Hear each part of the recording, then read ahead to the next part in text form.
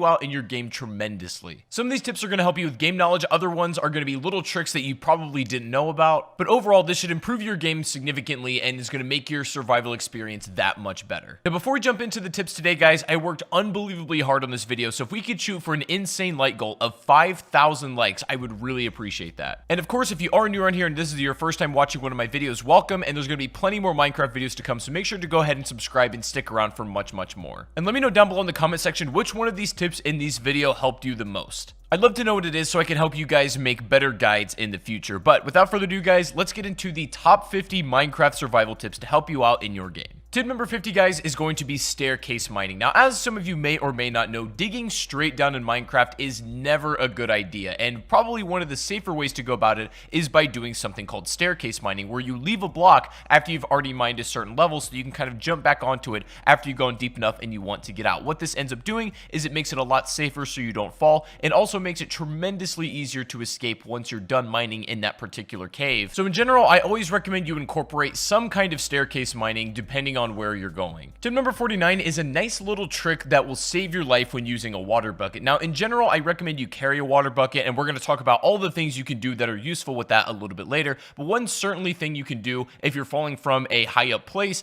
is to save yourself by placing water at the right moment before you hit the ground. And the way you do this is spam your jump button and also spam your place button as you're falling. And just before you hit that last block, that water should be able to save you and you'll take no damage at all. Number 48 is going to be to isolate your ores when mining. For example, I'm going to show you right here what this could look like if you stumble across some diamonds and they're maybe in a little bit of a rough spot. That could be dangerous if you lose them and you mine them in the wrong spot. The best way to do this is to cut out everything around it so the block is sort of just hovering, and then when you know it's safe, you go ahead and pick up that very valuable ore, because the last thing you'd want to have happen is to mine that ore and it ends up falling into a lava pit or somewhere where you just can't reach it. Number 47 is going to be using your swimming mechanic properly. Now, before I got back into Minecraft, the swimming mechanic was not a thing, and so when I got back into the game, this was all brand new to me. But when you hold shift while you're underwater, you go into a swimming animation and you go significantly faster than you would if you were just sort of like wading in the water. And so this is the best way to transport. You can cover some pretty nice ground doing this. If you come out of the water, you will leave your swimming animation, but it is the best way to swim hands down. Coming in at number 46 is going to be making coal blocks for better efficiency. Now, I recommend doing this in a couple circumstances. Either if you're going to be transporting a lot of coal from one area to another and you want to save space, it's good to make them into blocks. But also, if you just want to maybe burn a little bit more materials, then coal blocks are better to do it than just single individual ores. But either way, they're both very good. If you're doing some serious smelting, and I mean like absolutely serious, then probably make coal blocks, as the efficiency will count in that regard. But otherwise, you can do what you feel is necessary. Tip number 45 is going to be trading simple items to villagers to get emeralds. I don't ever recommend your primary source of emeralds being mining it, because you're just not going to find too many.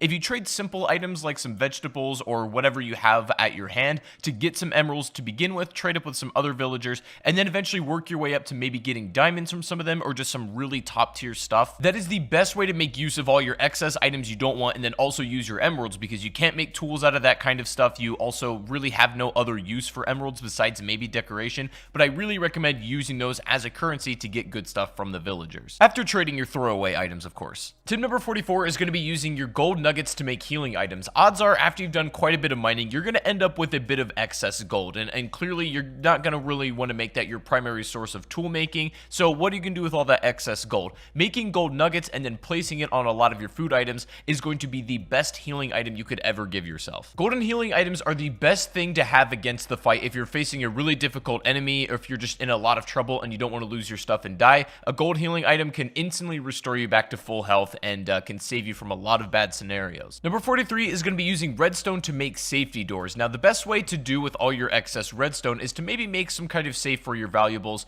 and then make it so only the door will open with an iron door using redstone. You can open it from wherever the trail leads, wherever you want the lever to be to get into that safe, but it's a good thing to hide all your valuables. Number 42, if you're ever exploring underwater and you come across one of these temples, odds are you're going to find some underwater zombies, and these guys can be a little bit tough, and some of them throw tridents, which travel really fast underwater and can just absolutely beam you. Now, and your problem is bows aren't super effective effective down here. However, you can still use them. But what you're going to notice is that your bow drops off significantly while it's in the water, but you can still damage if you compensate a little bit and just aim higher. I don't recommend you fight these things unless you absolutely have to, but that's the best way to go about it to keep them away at a distance, is to compensate with your bow a bit if you're stuck underwater. If you are going to be traveling underwater and swimming and exploring, then if you have armor and enchantments at this point, I recommend going for the ones that are specifically made for the water. For example, you can get an enchantment on your helmet that actually allows you to breathe for longer underwater. You can also get an enchantment on your boot that makes you be able to swim much faster while you're underwater, even if you're in that swimming animation, and it's great. I absolutely recommend it if you're going to be doing any kind of water exploring. Number 40 is kind of an organizational tip that I think will help you in the long run. I recommend when storing food, you have two different chests. You have one for cooked materials and things that are ready to be used, and then you have another chest for raw materials, just so when you kind of mix things up together, it gets a little bit disorganized. And if you do it right, making food, keeping the production up, and then also organizing your raw and then cooked resources makes your life way easier. Speaking of food, tip number 39 is going to be opening up multiple food sources for yourself. Now, it might take you a little bit to get to this point in the game, but eventually you'll have enough of a farm where you'll have a bunch of vegetables going at once. You can even have an animal farm for some just like extra sustenance. If you're able to set up multiple farms and you do them right, you'll never ever have to leave your house for food, and it's just almost an infinite generating source. Combine that with the fact that when you organize your food properly, then you'll never ever have to worry about food again, and you can focus your time on other stuff. I recommend setting up as many vegetables as possible, as well as having like both a pig and cow farm at the same time. Tip number 38 is going to be taming yourself a wolf and having it as a companion. Now, you can do this with multiple animals that will actually be your companion if you do it right. Like, for example, you can tame a llama if you so wish, and you can tame multiple animals as well, but definitely one of the essentials is to tame a wolf, have it as your companion, because it'll do so many great things for you. It'll follow you wherever you go. It'll fight for you if you start attacking something, and can be like a second hand in saving your life. Keep in mind, you cannot bring them to the Nether, unfortunately, so they're going to have to stay in this part of the realm, but you can leave them in your house if you like as well. And as a side note, I just think they're honestly pretty cool to keep around. Number 37 is remembering that you can use excess wood as fuel if you so need to. Now, I don't recommend this for most players because odds are if you're able to gather enough coal, you're never going to need to use this. But a lot of people forget they can burn in the oven using some excess wood they have, and they don't necessarily need to have coal on hand. You can also make charcoal if you need. However, I will say wood has much more utility than just burning it, so make sure you think twice about doing it and only do it if it's your last resource. Tip number 36 is going to be keeping a lava pit as sort of a garbage bin. Now, odds are when you've done enough of survival, you have a lot of excess material that you can just throw away, and there's not really a clear place to do away with it. You might accidentally keep picking it back up and just getting in the way. It's getting annoying, so keep a lava pit somewhere safe. Obviously not by any wood, as it'll catch on fire, but if you keep it around some stone, you can just use this as a trash can to throw all your excess materials away. Tip number 35 is going to be keeping your nether portal safe. Now, it doesn't really matter too much where you put it in like the regular earth realm on Minecraft. Like, you can keep it in your house, you can put it on a hill, whatever you want. What's important is protecting it on the other side when you get to the nether, because what happens, it's going to spawn essentially anywhere in the nether at all. And if as soon as you come out of the nether, you're in danger from like a ghast or something, or there's a lot of enemies around you, it's just in an unsafe place. What I recommend you do is kind of build like a turtle shell defense around your portal, because that's your really only ticket home. You've got to prevent that portal from being destroyed if it's under attack by any means necessary, so building a kind of turtle shell defense around that portal so it doesn't get blown up is the best way to keep it safe. Another thing you can do is build your corners of the portal out of cobblestone so that you save a little bit more of that obsidian if you need to make a secondary portal. Number 34, this is going to sound pretty self-explanatory, but it's still very important, is to make sure you're prepared when you're entering the nether. This means maybe have some enchantments for fire resistance, also have a water bucket, of course. Water bucket is arguably more important than anything you could take to the nether, so make sure you have one before you go. Having a lot of food is necessary because there's not a lot besides mushrooms you can get out of here either. A lot of this you guys know, but general preparedness is good. Number 33, guys, is going to be making a beacon to signal your house. Now, this is going to require you to get some pretty decent materials in this game, as well as some diamonds, so it's not something you can build right off the bat, but when you have the resources in order to be able to build a beacon, it's so unbelievably good to have because it'll mark a spot that'll shine a bright beam right into the sky, pointing out where you need to be. The beacon is so important to not get lost if you're struggling with that. Tip number 32 is iron is one of the most valuable things in the game, even though it's very easy to find. It is the best multi-purpose ore you can ever have, so what I recommend you do with all of your iron is make all of your like everyday tools, your swords that you're going to burn through, your pickaxes, your armor, whatnot. If you have diamond stuff, that should be for only when and if you need it. But you should have loads of iron tools in circulation, and if one breaks, it doesn't matter because the resource is very easy to find. A very strong material on everything it's used on, and I recommend in general just stocking up on it to have at your leisure. Number 31 is going to be making yourself some potions. This is likely going to be after you visited the Nether at least once and gathered some materials, but potions are so useful to have at hand, and they range for anything from having a potion of night vision ability, some that heal you, some that make you invisible, you name it. There's an unbelievable amount of potions in this game, and I recommend that if you really want to start taking this game to the next level and using some cool abilities to invest in that. You're going to need to get the required tools and materials to brew the potions, obviously, but it's definitely worth something sinking your time into. Tip number 30 is going to be looting desert temples if you're ready and you know what you're doing. Now, this is basically like a big noob trap here. If you don't know what these are all about, it'll present to you a chest at the bottom of the temple that looks very easy to get. But as some of you experienced Minecraft players, you'll know that this is a trap and you'll end up dying. The whole temple will essentially explode if you kind of fall into the trap. But clever players know a way around this, and you can actually get the loot out of it. Some of the loot you can find are things like saddles. You can find horse armor. Some really rare and interesting items can be taken from these desert temples, but they obviously do come with a risk if you're going to be approaching them. And that leads nicely also into tip 29, which is going to be raiding woodland mansions also if you know what you're doing and if you're ready. The thing is, these woodland mansions are a little bit hard to raid and kind of come away with it alive, but if you're able to do so, most likely you're going to come away with a totem of undying, and essentially this is an item that if you're holding it in your hand and you take a death, it will instantly revive you. Minecraft right now, this is really the only way to cheat death like that, and it's probably the best item in the entire game. Again, looting a desert temple or trying to raid a woodland mansion both come with their risk, but they certainly have great rewards if you're able to do them correctly. Number 28 is going to be crouch walking backwards when fighting spiders, as it's going to make them a lot harder for them to hit you. This works best on spiders, of course. All enemy types aren't going to have a hard time if you're crouch walking backwards, but if you're specifically fighting a bunch of these, then this might not be a bad thing to do. Tip number 27, we talked about the benefits a little bit, but I'm going to go into more detail here. Carrying a water bucket for literally doing anything is a must-have, especially when mining.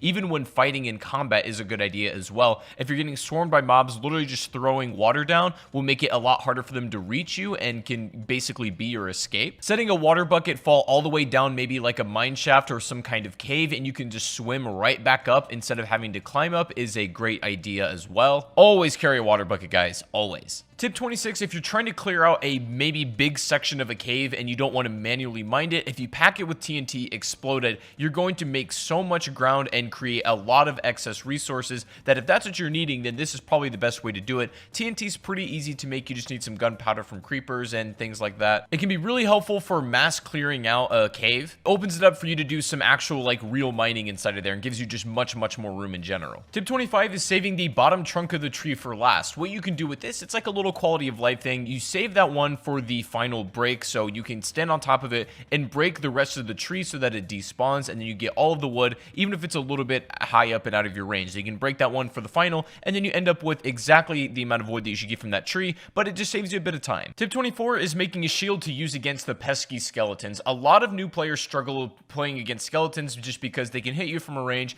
and it's a little bit hard to take these guys down, especially when there's a lot. But when you have a shield, you're able to hold this thing out in front of you as protection. You can hold it in your other hand if you like and have the sword in the other hand that's not being used, and you can take these things down with ease. Now, the shield is just a good tool to have in general. I think one of the most useful pieces of equipment you can make for yourself, but it's especially good against skeletons and pretty much all of the other mob enemy types. In my opinion, a shield is just as crucial as having, like, say, a sword or, say, having a pickaxe. They don't take too much to put together. They last quite a long time as well, so they're all around amazing. Tip 23 is going to be sprint jumping. Now, this is a pretty easy one to get a hold of. This is just jumping while you're holding your sprint key. It's the easiest way and fastest way to get around as well. Faster than sprinting. It does take up a lot of your hunger, but it is by far the most efficient way to get around. Now, if you have it as a setting, I recommend you turn it off because it's just easier to manually control aside from it making you auto jump, but it's the best way to get around, and there's nothing really to it. Number 22 is to go ahead and make an anvil. Now, these are great for repairing all of your tools that maybe are low in durability and are close to breaking. All you need is the tool itself, maybe a resource, and then some XP in order to create this. Highly recommend you use this to maintain your valuable tools. This means like a diamond sword, a diamond pickaxe, and even armor. Anything you don't want breaking, an anvil will make sure that happens. Tip number 21 is it's going to be best to fish while it's raining. This will give you the best odds at getting a lot of fish.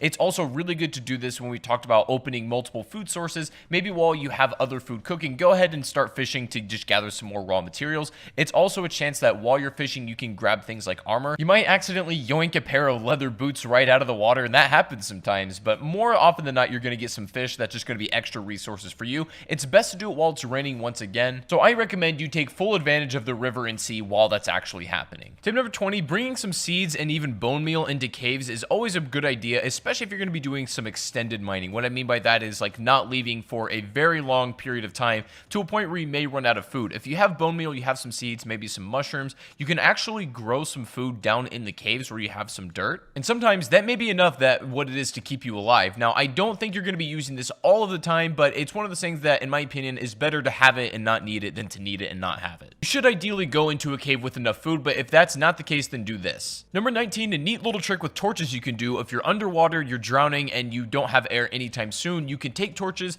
go up against a wall, and start spamming them. And what this is going to do is create a small air pocket for a short period of time until the torch breaks, allowing you to get some of those bubbles back, maybe giving you back to full air, or at least making a way where you can hit the surface again. Back in the day, one torch used to restore you to full air instantly, but they've kind of nerfed it since then. But if you still spam your torches, you can get almost the same effect, and it should save your life if you need it. Number 18, guys, don't even bother making gold tools whatsoever, especially swords, especially equipment that you're going to be using quite a bit, even in combat. Even though gold is a rare material, it's kind of a cool resource to find, and it's exciting. Gold does not make for good utility. The hit power on gold swords is pretty weak. The durability on every single tool with it is very, very low as well. You're better off making iron for your, your general day-to-day stuff, but use gold for other things like healing items, not tools.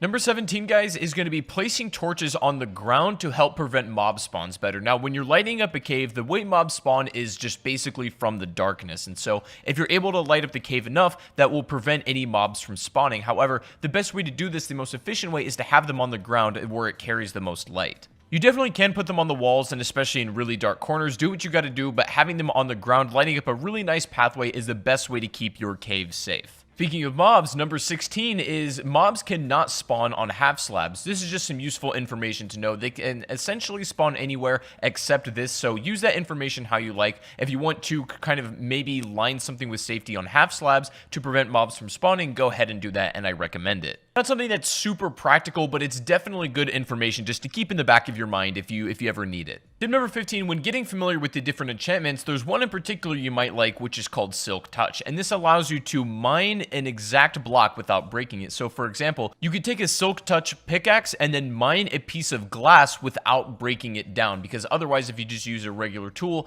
the glass would shatter. But you can use Silk Touch to actually mine the block itself, and this goes for anything in the game using that Silk Touch enchantment. Also, speaking of enchantments, tip number 14 is I recommend you get another enchantment on your pickaxe called Fortunate before you mine diamonds. What this is going to do whenever you come across some diamond ore is you're going to net more diamonds out of that ore than you otherwise would without Fortunate. It's just a good thing to have in general. Tip 13 is going to know that different foods grant you different saturation levels. So for example, some lighter foods like an apple or a carrot are not going to last as long in your hunger bar as like more heartier food like a golden apple per se, or even like a steak or a pork chop. These things mean that the hunger bar will last longer. It's more of a heavier food essentially. So that's why sometimes you might eat like a lot of bread, but you realize your hunger bar goes down pretty quickly and you're wondering why. Rather you eat a steak and it lasts significantly longer. That's the reason. Tip number 12, if you're going to be growing sugarcane, which I recommend you do because it's a great resource, is to grow on sand. People claim that this is the best way and the fastest way to grow sugarcane, and the reason you want the resource is because sugar is not only an important ingredient in making cakes, but it's also really good for trading with villagers, as oftentimes that's what they want. Having a block of sand in contact with water, maybe near your house or by your farms, is probably the easiest way to go about it. Number 11 is keeping your hotbar organized. This is important, and there's no really right way to do it. You do whatever feels comfortable to you, but for me, I like to keep my sword in my first slot, either my pickaxe or my bow in my second, and then my shield in my third, torch in my fourth, water bucket in my fifth, and then my food in my sixth, and just whatever miscellaneous stuff you might have. But you can organize it however you like and whatever you're comfortable with, but make sure that you can get to anything you need in a moment's notice. Number 10, if you're struggling with Enderman, a really good thing to do is just put that water bucket in front of you. Endermen normally calm down if they're submerged in water, but if one is just being pesky and you're having trouble fighting them off, instead of getting close enough to use your sword and then you kind of put yourself in danger,